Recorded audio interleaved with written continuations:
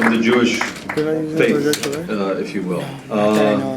Anybody else want to share any thoughts or comments? Yes, ma'am, please. I'll add, I'm with the United Church of Christ, and I have to What is say- your name? My name is Reverend Dr. Pat Langlois. Dr. Pat. And there is no other place that I could be today. Yes. And Do we have an SD after card? Because I'm just running this off the order memory. on Friday, 2 hours and 2 and I saw minutes of Saturday recording. morning, I was in have tears another that this is card. happening Kristen has it. to my brothers and Alright, it's sisters. fine. of the Muslim faith. And for such a time as this.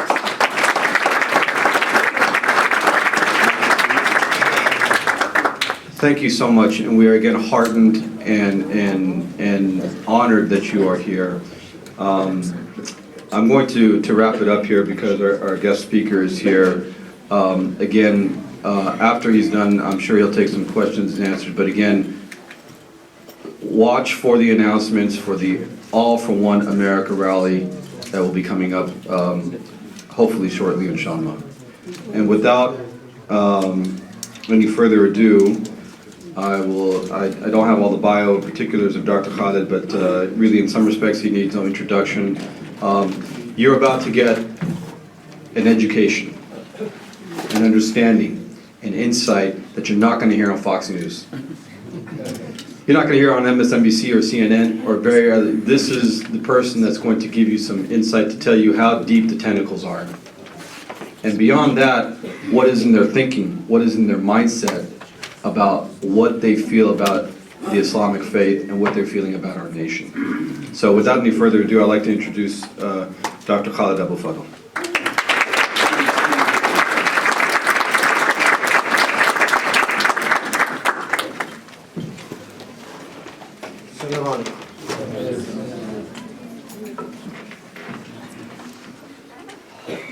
For those who don't know, I'm a professor of law at UCLA School of Law, and among the subjects I teach are law on terrorism and national security law and things like that. Anyway, there are several critical points that we need to make in a time that can only be described as tragic. Unpredictable, no. In fact, this has been in the making for a considerable period of time, and the ideological premises and the ideological roots of this has been explicitly stated and advocated for a considerable period of time. We are seeing really the moment of execution. I'm going to start with the issues of what we are actually seeing right now, and then perhaps backtrack to the issue of roots. It's important to keep in mind that we are facing several distinct legal steps. The executive order that excludes Muslims from certain countries under a general unspecified invoking of a section of the INA, the Immigration and Naturalization Act, which is section 212F, that this group of people poses a danger to the United States. According to the executive order, that this group of people poses a terroristic danger to the United States, and the executive order spells out a procedure upon which the Secretary of Homeland Security, Secretary of State, and the Director of National Intelligence are supposed to report to the President on which countries pose that, nationals of which countries pose that type of danger, and then the nationals of the specified countries would be excluded from the United States or rendered inadmissible. Well, interestingly, the terms of the executive order, the procedural terms of the executive order are not followed by their own terms. Everything moves very fast. To my knowledge, there is no report or study prepared by Homeland Security or Secretary of State and so on. And we simply have a listing of the countries, Syria, Sudan, Yemen, and so on. And the nationals of those countries are excluded as a threat to the United States without further detail. Now, a separate step is to freeze refugees, Syrian refugees, the 50,000 Syrian refugees, and to suspend what is known as the Overseas Refugees Program for all Muslim refugees, a blanket suspension for refugees arriving through the Overseas Refugees Program, with an exception that, effectively the exception is that Christian refugees or refugees who are minorities like Druze, or mostly Christian and Druze, any religion except Muslim, have an exception. So they might in fact still come in as refugees through the Overseas Refugee Program. Now, the part that we had a federal court issued a stay on, which to my knowledge is not being followed to the letter, the stay is not actually being obeyed as it should, is the part that bans nationals from certain countries from arriving into the United States as a terrorist threat. The executive order said in its ban of nationals of particular countries, said whether they're immigrants or non-immigrants, it doesn't make a difference. So in other words, it excluded those who hold temporary visas, like student visas, tourist visas, whatnot, and also permanent resident holders, green card holders.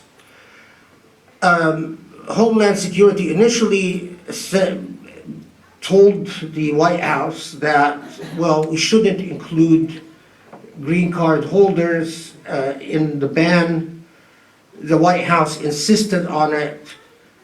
That's what they started implementing, and now I hear that the White House is going back and saying, well, we're not going to include in the ban permanent residents. This is all just around this whole mess of the very recent executive order starting the process of, and I emphasize commencing the process of doing what has been a declared stated goal repeatedly, repeated in a variety of contexts in the past decade, of stemming what is seen as, or what they claim to be, a form of stealth jihad. And in their imagination, that Muslims are waging a stealth jihad to overthrow the US Constitution and take over and destroy the West, by doing what?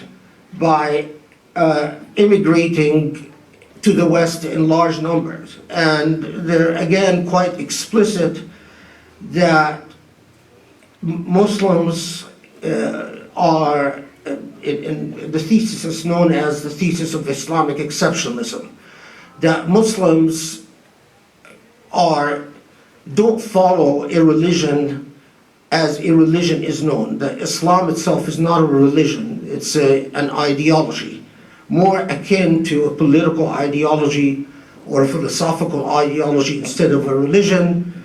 They insist on this point, and they insist on this point because that then makes Islam not covered by the constitutional protections against discriminating on a religious basis. Their argument is, well, when we discriminate against Muslims, we're not discriminating religiously because Islam is not a religion in the first place. It's a political ideology. And they seize upon, they love to quote the writings of Sayyid Qutb among the writings of various Muslim apologists and ideologues, that Islam is a way of life, a complete and total way of life. And they say, well, look, see, if it's a complete and total way of life, that's not a religion, that's an ideology. And as an ideology, more akin to communism, or and they often draw the parallel between Islam actually and fascism, to be quite honest. That then it is not covered by the various constitutional protections that we afford religions. And then the argument goes is there is this massive conspiracy that is championed, led, and they have not, through the years, they weren't quite clear by who's leading this international worldwide conspiracy, according to which Muslims are to planning and organizing and plotting and conspiring to take over the world. Initially, in the very beginnings, in the early 90s, and throughout the decade of the 90s, they would just simply say Muslim extremists, Muslim jihadists. Later on, they included the term political Islam. But not to make a long story short, more recently, and especially since the Arab Spring, they're focused on the conspiracy being led by the Muslim Brotherhood, or the Ikhwan. And so, to recap the argument again, is that the Muslim Brotherhood, which is claimed to be a very powerful international organization with arms and branches everywhere, is leading, is the sort of the first, is the grand God figure of the notion of political Islam. And political Islam is really, in its essence, the true Islam, and that Islam teaches its followers that they must be the supreme and the ones in control wherever they go, and that Muslims must bide their time and pretend to be what they're not until they are in a position of sufficient power to apply Sharia law and to apply the Khilafah, to enforce the Khilafah, and basically to take over. And now here's where I get to the more important and pertinent part. For a long time, during Obama's administration, in their writings, they insist that every conceivable Muslim body that is part of civic society, so in other words, every Muslim organization that is active in American civil society And they're quite specific in saying organizations such as CAIR, ISNA, ICNA, MPAC, MSAs is something that they harp on all the time, Muslim student associations on all campuses. They insist that all of the, and this, since the Arab Spring specifically, that all of these organizations are but extensions of or branches of the Muslim Brotherhood. That all of these organizations get their orders, their marching orders, their instructions, their strategic visions from the Muslim Brotherhood, which is, the Muslim Brotherhood is somewhere. No one exactly knows where, but they insist that the Muslim Brotherhood is somewhere making, plotting and planning and organizing all of that.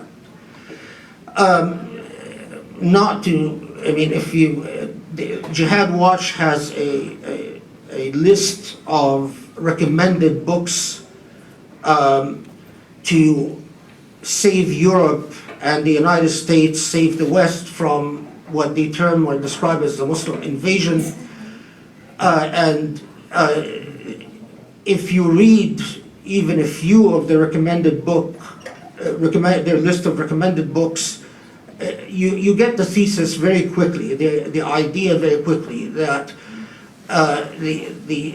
even a Muslim that is safe at a certain point in time, at any point, at any point during the lifetime of that Muslim, if that Muslim starts to has a desire to learn his or her religion, they will become radicalized. And they will become radicalized because once they start reading the Quran and the Sunnah, they will very quickly learn that they, as a Muslim, must dominate, must control, they must be superior, in a position of superiority vis-a-vis everyone else, particularly Christians and Jews, and that they must overthrow the constitution and that they must implement Sharia law. And then at that point, that Muslim will immediately be recruited by the Muslim Brotherhood and then become part of this international conspiracy, so on and so forth. So now the part that I want to talk to you most fervently about, because this is yet to come.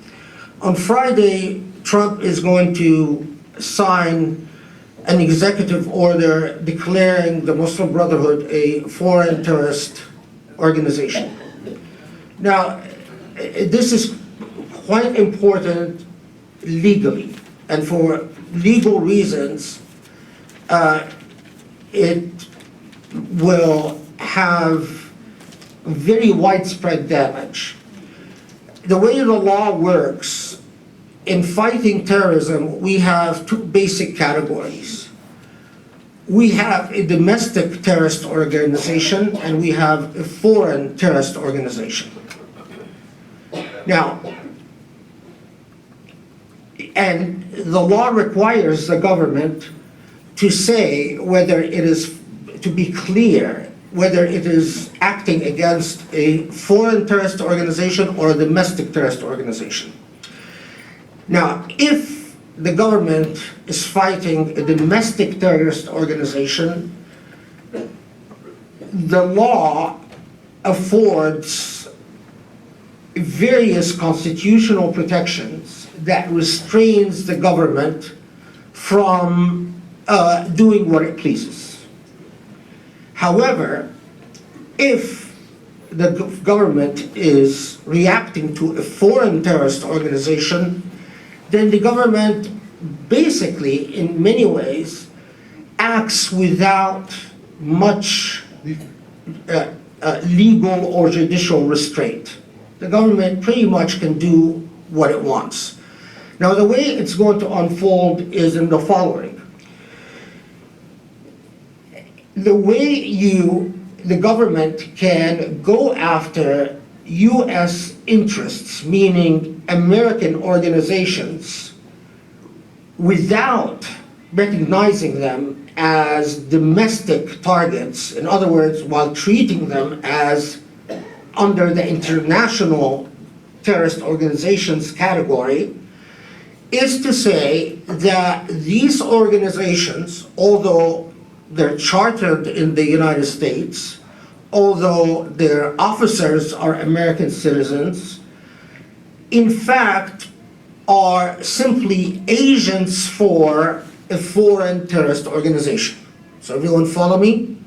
So you're going to declare the Muslim Brotherhood a foreign terrorist organization, and according to the explanatory memorandum attached to the executive order that will be signed Friday, the explanatory memorandum says quite specifically that we are going to go after not just the Muslim Brotherhood, but we are going to go after all the agents and branches and arms and interests of the Muslim Brotherhood everywhere.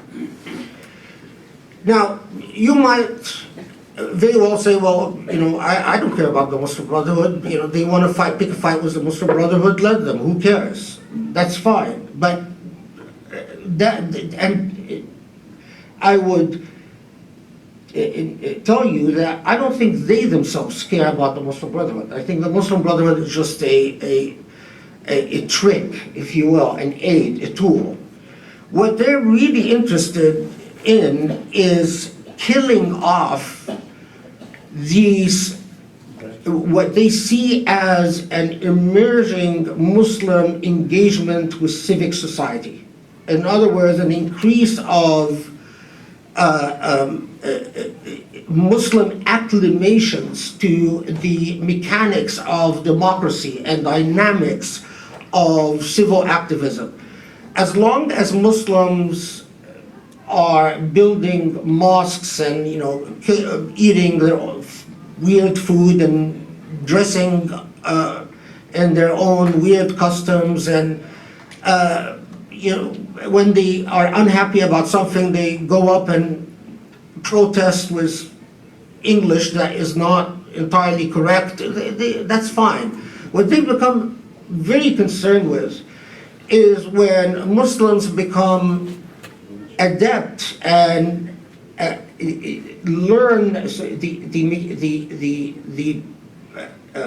the dynamics of political engagement. And since the 90s, in their writings, spearheaded by people like Daniel Pipes and Robert Spencer and Stephen Emerson, and these are sort of the intellectual ideologues, they see that as the most dangerous manifestation. And the reason the MSA in particular is a sign of is a clear target for them is that they in their understanding to have Muslims learn activism on student campuses and to be present in a vocal way on university campuses, and to enter the dynamics of making an Islam a lived experience for university students rather than something remote and alien and rather archaic and so on, is threatening possibility. And so for a long time, and there's a long history of various legal and political wrangling has gone on about the MSAs. It's a very long and complicated story that we don't have time to tell. But what the designation of the Ikhwan as a foreign terrorist organization then allows them to do is to simply say, well, the ICNA, ISNA, MPAC, MSAs are all branches or agents or representatives of the Ikhwan, and then be able to crush them quite methodically and quite quickly. And the reason for that is the way the law is structured. So, they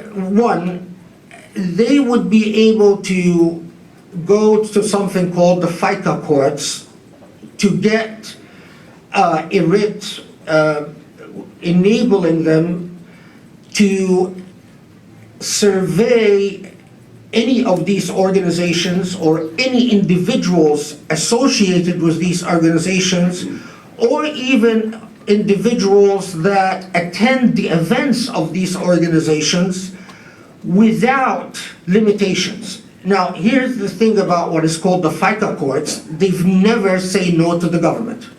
In their entire history, they said no twice, and both times it was because the forms were filled incorrectly.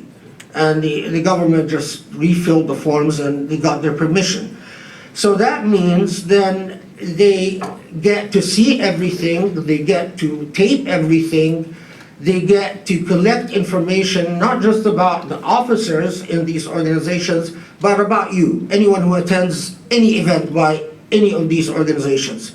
Two, that gives them the power of what they call sneak and peek, where the government can break in without any form of judicial approval, can sneak, literally, look at documents, take copy of documents, and doesn't even have to inform the organization or the individuals that they've entered their premises or that they've seized anything from the premises.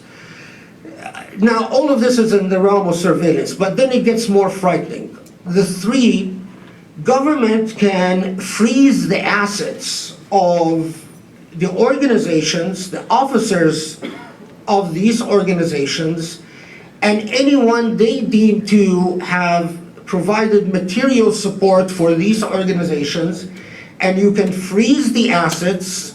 So you would not have access to your money. You wouldn't be able to withdraw anything, spend anything, do anything. And it's a long, protracted process before you can actually get a court to rule on the merits whether you should have access to your funds or not.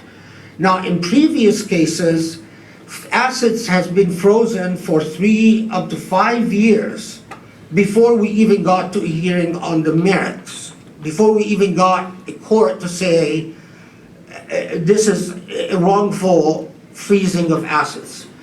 4, the law enables simply by saying that you, although you yourself, you are not a member of the Muslim Brotherhood, but either by saying that you are an agent of the Muslim Brotherhood or that you've given support. Now, support could be, what material support is a very legalistic concept.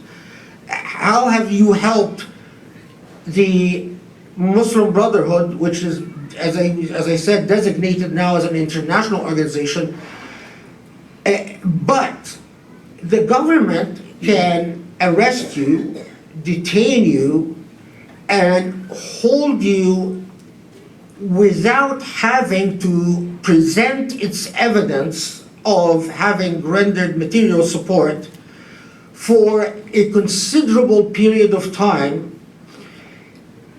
The way the law works is it can arrest you, it has 6 months, and then it can present its evidence that you have in fact rendered material support.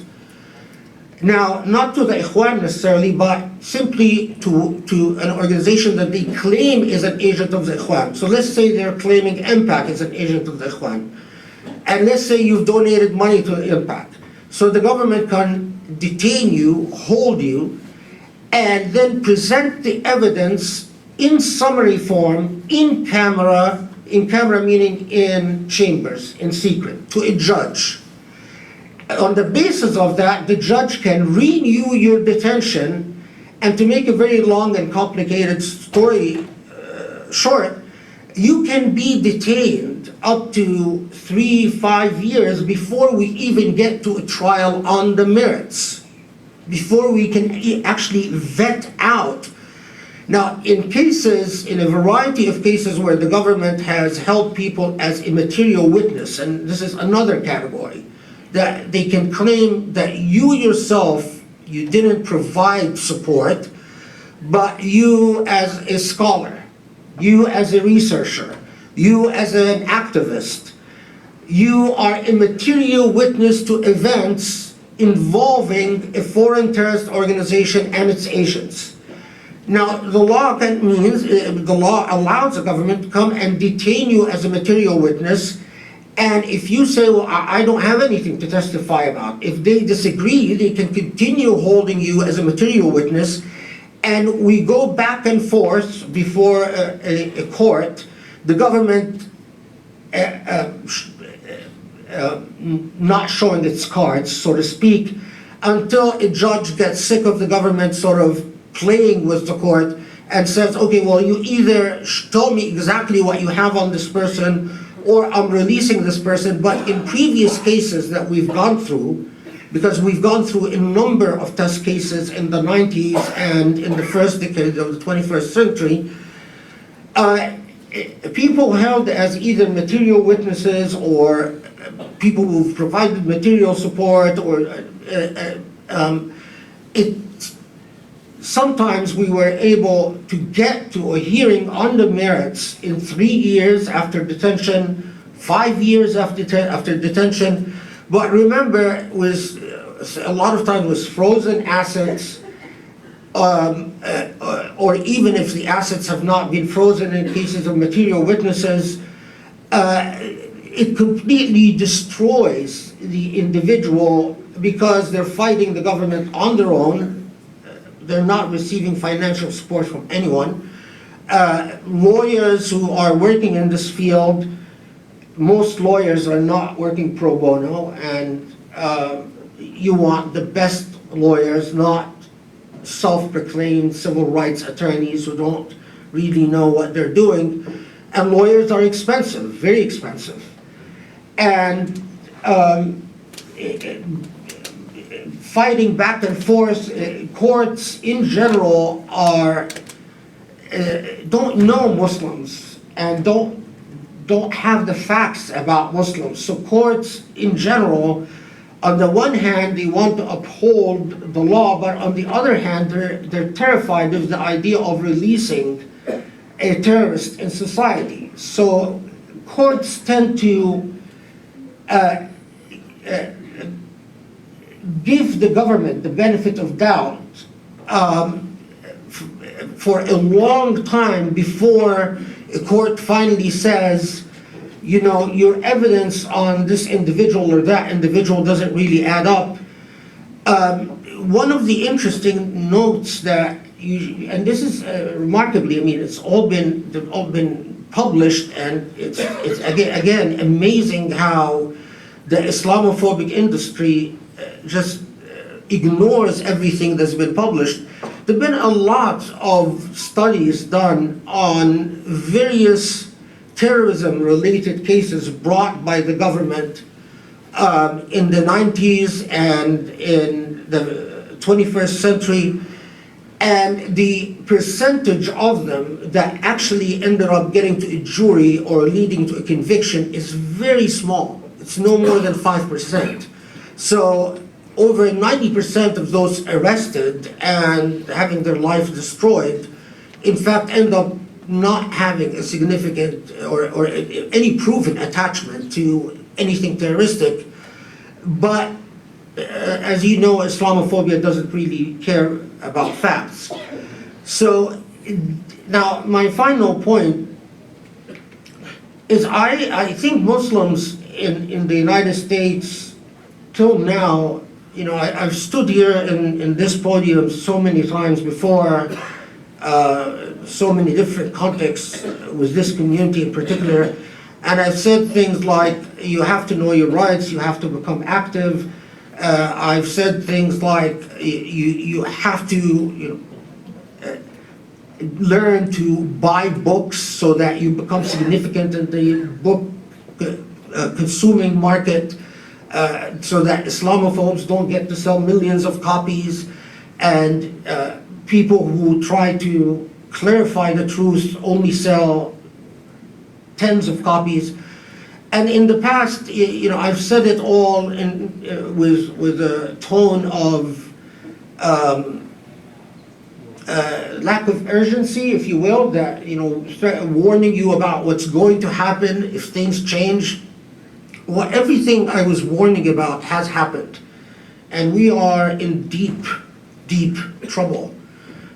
We are in deep trouble since Trump has won, and I will tell you that the Islamophobic industry, while they spent about $130 million to get the level of paranoia that they've succeeded in creating in the West and the United States and so on, they should have been outspent by you. I mean, we should have raised the money, mortgaged our homes to outspend them and to get our message across. We don't have, other than ethnic television programs like, a Persian TV station that presents a lot of nice songs and dances, and Egyptians have some radio stations, and we are completely absent. We're absent from the political scene, we're absent from the legal scene, and what buds we've managed to create, organizations like MPAC and ICNA and ISNA and so on. Well, ISNA and ICNA are really social organizations more than political. Maybe MPAC and CAIR these organizations are but weeks away from being snuffed out, literally snuffed out. And I wish I wish I was more optimistic, but I think the officers of these organizations, if they're not losing sleep, well, they should be. I'm losing sleep. Because I think the government has dark plans for them. And if, as much as the real terrorists, the Qaeda people and ISIS people and so on, help the Islamophobes in numerous ways by just being the actual embodiment of the boogeyman that they always raise. But on the other hand, an organization like MPAC or an organization like CAIR, or even scholars who work, scholars like myself, we work all as individuals with very limited resources. For years, I wouldn't say this publicly, but I'm going to say it because now, who knows whether I'll be able to stand on a podium like this a few months from now. For years, as a scholar, I've been begging for support to be able to be more effective in getting my own research and my own message more effectively conveyed and communicated. And I'll tell you how much support I got. Zero. I mean, I've got a lot of mumbo jumbo that we all are accustomed to in the Muslim community. A lot of dua, may Allah protect you, may Allah preserve you, may Allah this, may Allah that. A lot of, but zero when it comes. People are very good about spending money on their kids and their families and sending money back home and showing you their latest car and their latest addition to their latest home. I've been invited to many homes where people brag, show me, their extensions, their new this, their newer, but they're horrible when it comes to backing up activists or scholars. And I think now we are paying the bill for that. And to be one final thing, it is remarkable that even the legal stay on the executive order that was obtained on Trump's exclusion of individuals from countries, it was, if it hasn't been that for the legal and political activism of non-Muslims, we would even be in deeper zift. Zift is another polite word for crap. Than we are.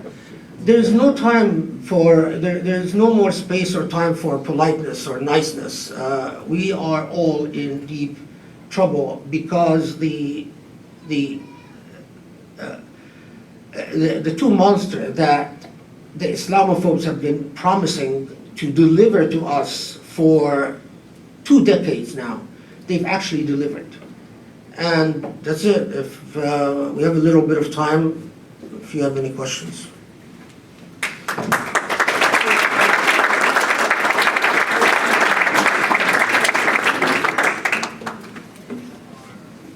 Please, for the time, no comments, just questions, please.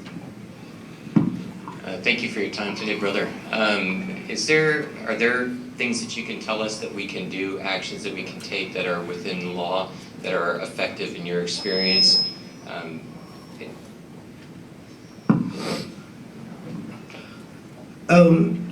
I want to respond to this particular point. One thing you know immediately is that an organization that you all know and you know who's involved in it, like MPAC, is on the hitting list. If you,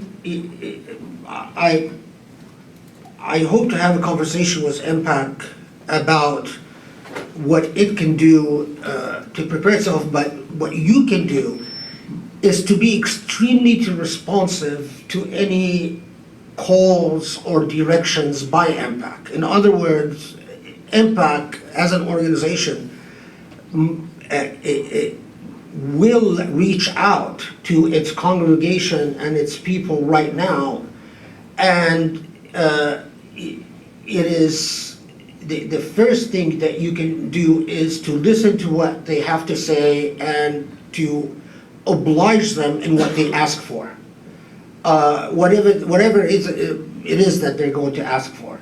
How do they do that? Through Twitter or email or? I think there must be an MPAC representative here. Oh, Salam is here. Happy to be here. Get a hold of Salam, he's here, can you stand up? Yeah. So this is the MPAC guy. Yeah, I think they know. So you'll be in contact with them, but be an organization having a responsive a congregation is imperative. Otherwise, an organization is not effective. It is just an empty space. That, I think, for this congregation is the first and most important imperative. Okay. And we'll be printing out action alerts so that you can have it, and we'll be making an announcement after the prayer as well.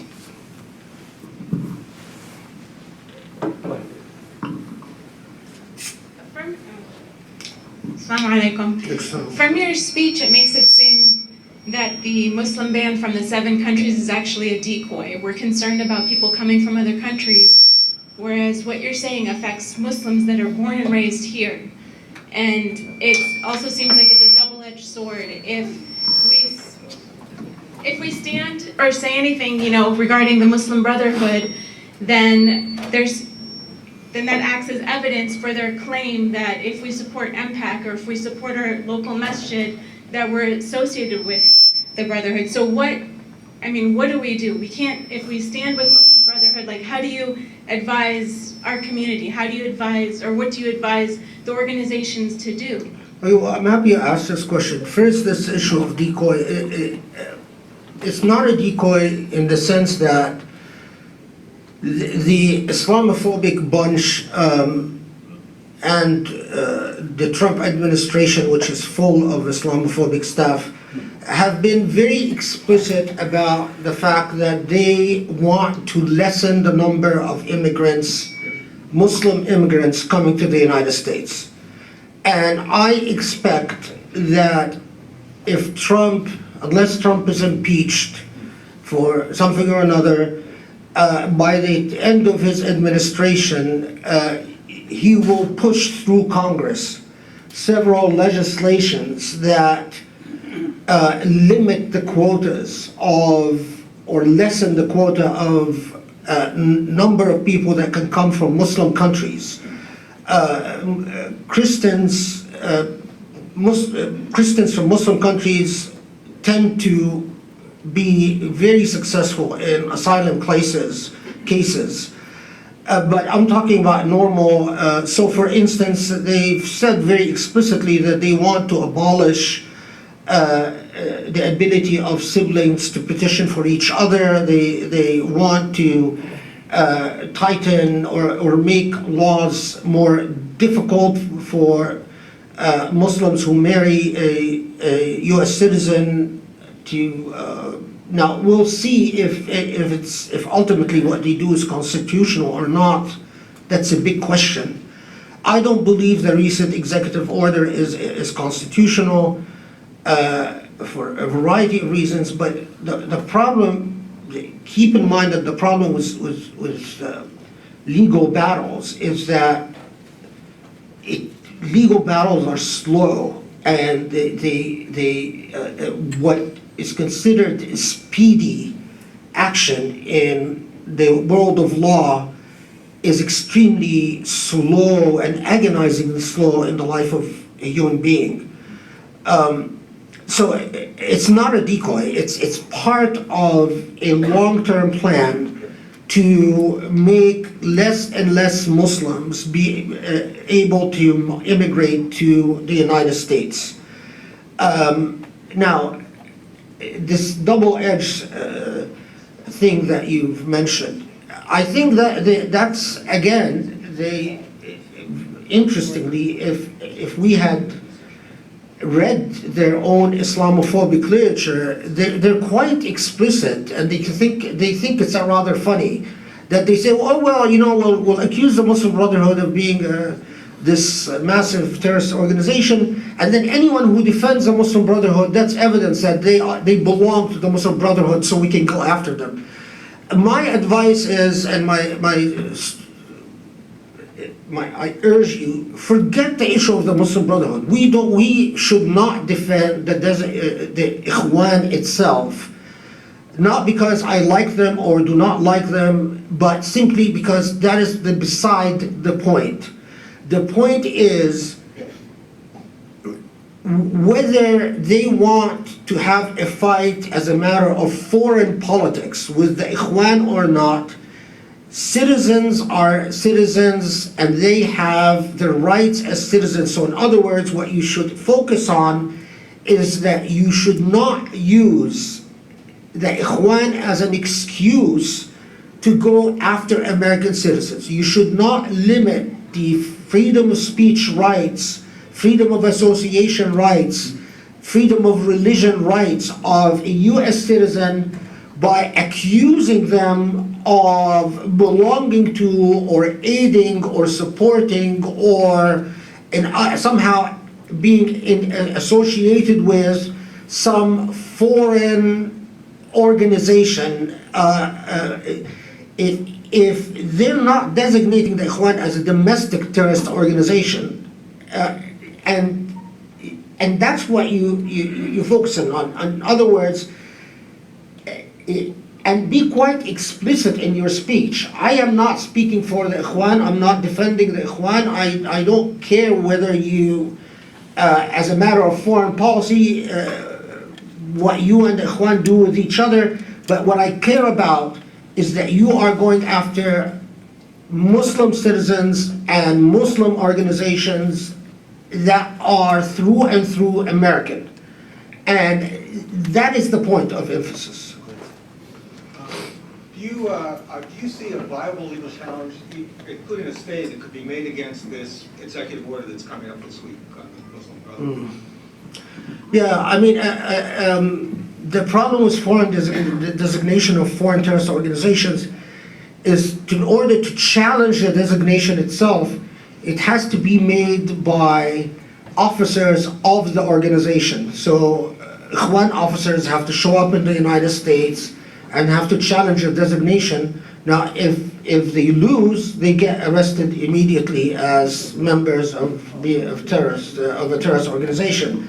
So, as you probably know, the attempts in the past for people who do not belong to the Ikhwan to make a challenge to the designation of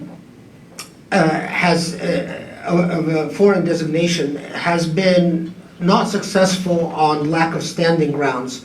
However, I think, and this is a larger issue, an issue that I really think lawyers can play a big role in. We are seeing a very dangerous trend of the executive branch legislating from their own pulpit, so to speak. The executive branch is making law that affects the way our Constitution functions and the way our Constitution defines itself for a long term. And this overstepping of the legislative branch is extremely dangerous. And that, I know there is an effort that probably should be,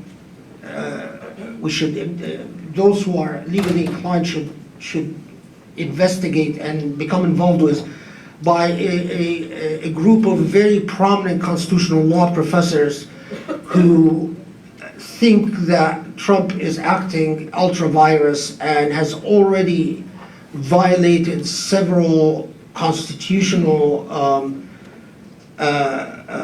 doctrines that, as it is, require serious judicial action. I don't think, to just sum up, because it's one of these questions that make you feel burdened. I don't think we can do much to prevent the executive order, but perhaps we can look into the minute that order is used to go after and we should have a pre-entry plan, so to speak. The minute that order is used to go after a U.S. concern, a U.S. organization, that we try to get judicial intervention, definitely lobby for legislative intervention to make it clear that this executive order is not being used as a ruse to erode the rights of U.S. citizens, as we all know is going to happen. Thank you for coming out here, enlightening us in this subject matter. I have a question in regards to the all the immigrants as of now on all the pending cases. Do you have any insights as far as what's their status, or if they recently migrated, or they're currently here but their status are pending? I mean, is there any Well, the order itself, by its terms, it's a very weird executive order because by its terms, all those who have recently immigrated, or even if you read the order on just literally, even if not recently migrated, all those who have migrated from the countries designated, Syria, Iraq, Sudan, and so on and so forth, it literally dissolves their permanent residency. That's why, and in fact, I would strongly advise anyone from these countries not to risk leaving the country. I don't think, I'd be shocked if the government tried to deport anyone, but I would strongly urge people who are from these countries not to leave the country, because the legal haggling over whether they can re-enter is not over yet. I think what the Trump administration learned very quickly is that it's not going to be as easy as they thought it would be for them to simply cancel out the green cards of a whole bunch of Muslims and throw them out of the country simply with a poorly drafted executive order. I think for the time being, other than staying in the country and learn to become politically active, and politically active doesn't mean, invent your own political activism, but learn to follow what organizations like MPAC, their action alerts, whatever they advise you to do.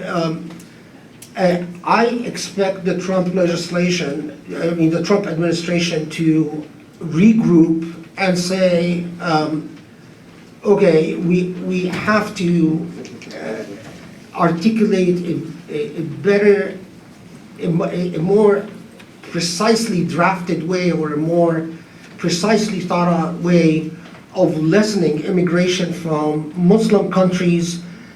Those who got through, let's leave it alone. That's what I think they're going to do, is that ultimately they're going to say, okay, those who got their green cards, let's just leave them alone, but go after future immigration. But I want, whether you have a green card or you're even a US citizen, that's not going to protect you. Like someone like myself who's a US citizen, unfortunately, that's not going to protect me from the type of political persecution that I anticipate the Trump administration has in mind for us. Because they can quite simply come and say that upon information and belief, and the information that they claim to have, that they could be, some report that Israeli intelligence gave them or Saudi intelligence gave them, that you, although you're a US citizen, you've have been a long time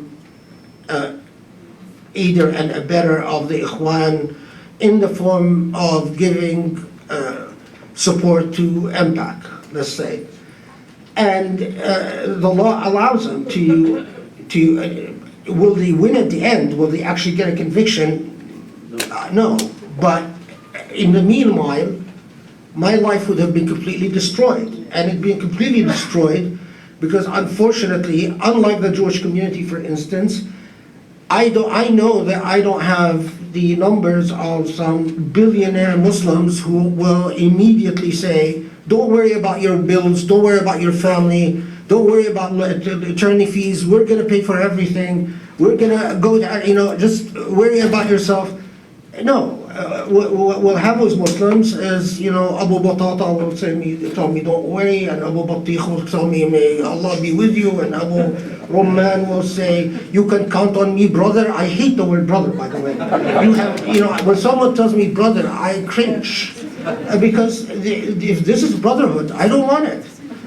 Muslim Brotherhood, American Muslim Brotherhood means zilch, means nothing. It's actually a way for us to be as unbrotherly like as we can possibly be by brothering each other to death.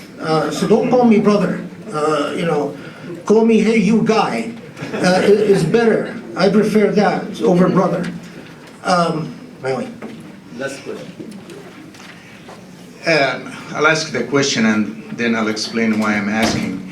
Is our democracy in danger? Because in 1 week, our new president, he gave no regard to legislators or judiciary or anybody else. Even his own appointed secretaries, he will take executive decision for them before they come. He hire and fire and put the agenda for them before even they are sworn in. Where is our democracy stand right now? Let me be very resolute about this. Our democracy, in the biggest danger it has faced in my view, even perhaps since the Civil War. And the issue is not a president overstepping his boundaries. The issue is, this is a cabal of individuals who fervently believe that this country was not founded by a group of people looking for freedom and escape from persecution. They believe that this country was founded by a group of ideologues anchored in the Judeo-Christian tradition. And they believe that there's something such as the Judeo-Christian values which define this country. And they believe that the Judeo-Christian values that define this country are fundamentally and innately irreconcilable with what they call Islamic values. That this country is part of a paradigm of Western civilization and Judeo-Christian values, and that this, sunny part is at odds with the dark part, which is Islamic values and sometimes what they call other Asian values. By that they mean Chinese, it's very unclear. But anyway, now, they believe that they must reclaim the lost glory. They believe that pluralism and melting pot and freedom of religions and, give me your oppressed, your suffering, and so on. They believe all of that is a corruption, that all of that is America losing its way. And that America, in order for America to gain its way, it must go back to being Christian and Jewish, and to know, America should know, and the West should know, that they are in a life and death war with Islamic values and Islamic civilization.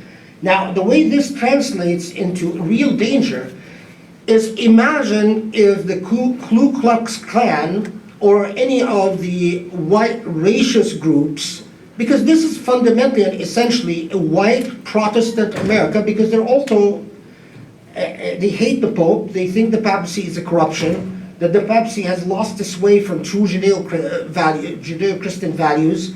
In their writings, they're always mocking the Pope and making fun of what the Pope says and what the papacy says in general. So it's a very, what can I say, white, high-class, racist, xenophobic paradigm, which, if they understood anything about democratic theory, does not jive. You cannot build a constitutional democracy on a premise of religious bigotry or xenophobia, on the exclusion of certain values by definition as outside the realm of what civil society or civic society accepts. There is no way to manage democracy this way. So the danger is, and the real danger is that non-whites, including Hispanics, Latinos, blacks, anyone that doesn't fit in, it's not that they will be have their citizen taken away, but they will always be made to feel like outsiders, like they are the recipients of a favor that they should be grateful for because they have been allowed to attach themselves to the Judeo-Christian white, shining, beautiful civilization. And although they are not inherently a part of that civilization, they have been allowed to be associated with it. It redefines the topography of the United States, the values that have actually guided the political system of the United States, and it would redefine the legal interpretation that we have produced over 300 years I mean, the way they read some legal cases, like the Chinese exclusion cases or the Korematsu case, or a whole host, or cases that became core to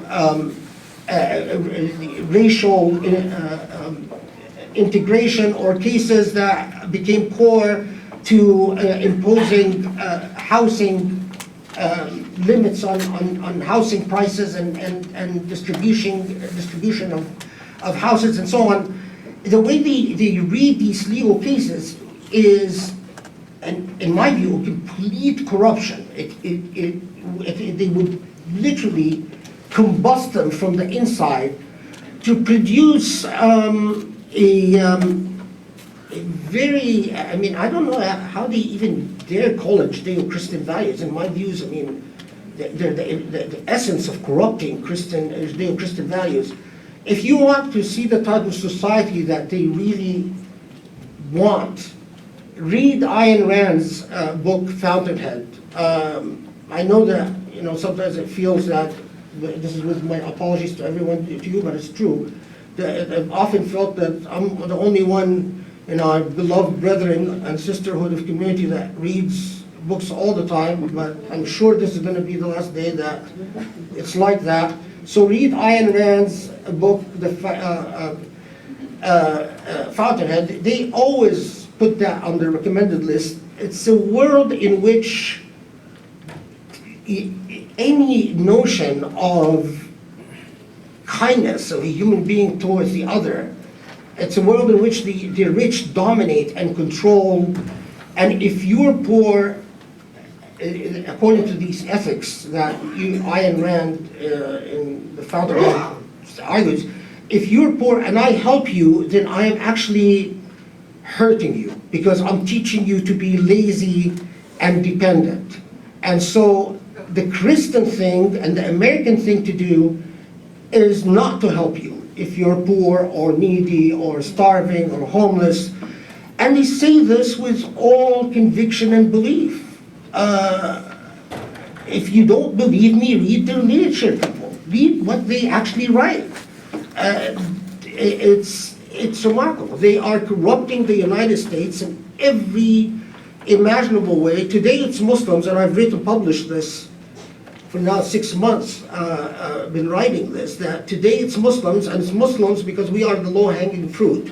We are the weak target. We're a good test case. They can hit us, destroy us, learn a lot, and then move on to the next target.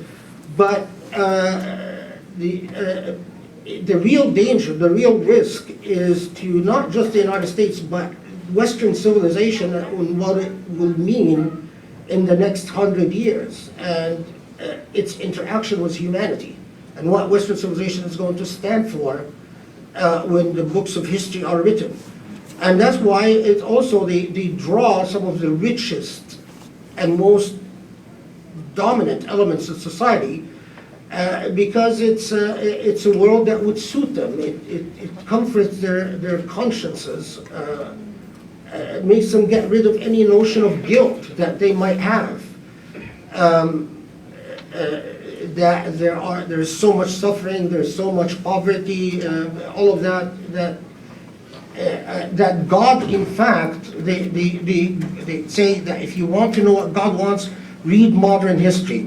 God loves Israel because we see Israel victorious in every encounter in recent history. God loves us because God made us rich and privileged. Those who God doesn't love are the people who are losers and can't get their act together, and they're not powerful, and they're not rich. It's a very scary, draconian view of human future, an American future, and not leave alone Muslim future. Anyway, don't even bother clapping. It's not an occasion to clap on. So I'd rather take a question instead of... One question if I could. Would you recommend that current green card holders obtain U.S. citizenship as soon as possible it wouldn't protect them from criminal exposure, Yeah. but vis-a-vis immigration concerns. Yeah, I mean, of course, in this type of climate,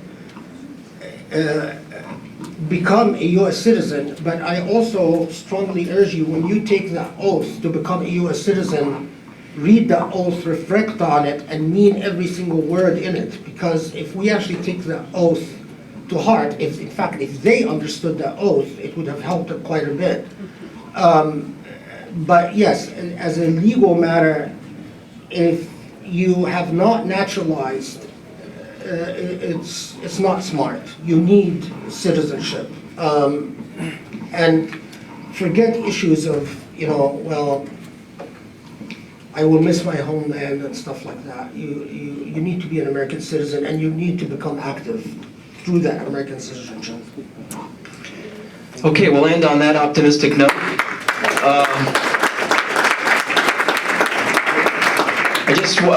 We have distributed the action alert. If you don't have it, let me know, I'll get you a copy. We're also circulating a notepad to get you on the mailing list. There is a rally today, a protest at LAX. I'm going, and anyone else, let us know, we'll go together. There will be a rally here, inshallah, February 20th.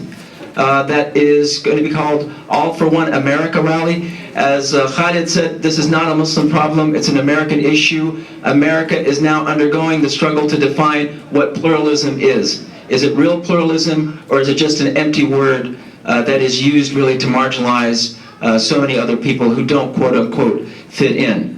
There are groups now that are working for immigrant rights and refugees. If you want to be involved with them, it's on the action alert. And we want you to call your member of Congress. Anyone who has been silent on these executive orders, call them, the talking points are there, and demand that take a stand against these executive orders for the sake of the Constitution. If for nothing else, they have to stand, they should take the loyalty oath, not citizens, in whether they stand for the Constitution or not. So this was an excellent intellectual discourse on the situation that we're in, analyzing the challenges. Now it's time to take action. And we'll continue talking to Khaled about his analysis on the situation, but really the responsibility is up to each and every one of us to do whatever we can. And so those are some of the action items, and of course we want you to be more involved in this center and with the Muslim Public Affairs Council. So thank you very much for joining us. Inshallah, see you next time. Assalamu alaikum.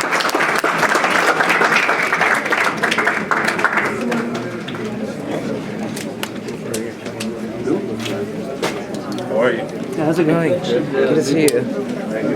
Yeah. Are you still UCLA semester? Yeah. Yeah? You haven't taken any law classes? No, I don't take classes though. What is it? I don't take classes. I'm research.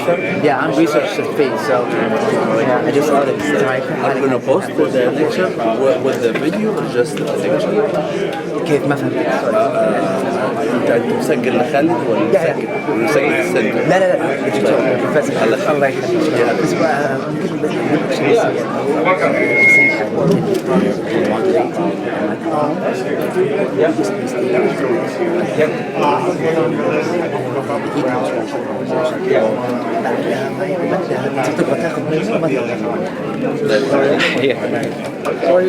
I'm doing good, so how's it going? Good to see you. Assalamualaikum, how's it going?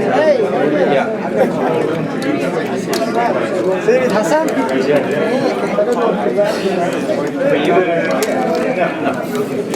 They might, if you go to the Gulf, they might question you.